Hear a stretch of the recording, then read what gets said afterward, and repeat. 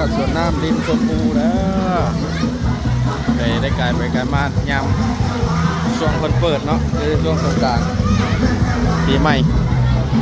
ก็ประมาณนี้จะมีลูกค้าเต็ม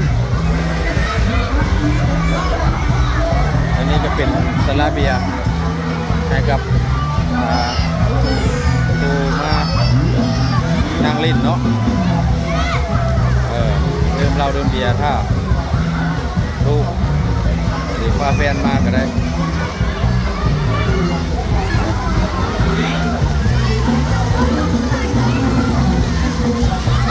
เขาแค่ใหญ่เพื่อนเนี่ย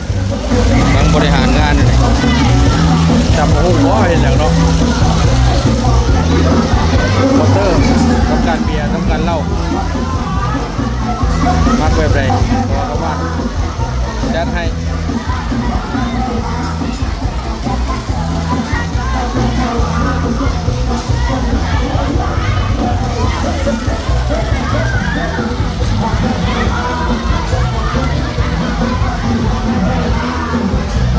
มาพักผ่อน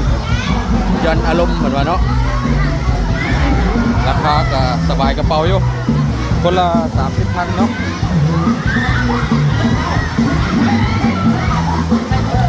เอาสำนีก่อนเนาะรีบมาทางขึ้นมา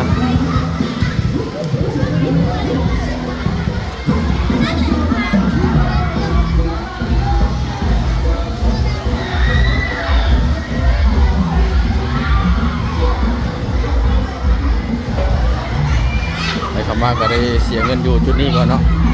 ต้นหนึ่ง30,000 กีบ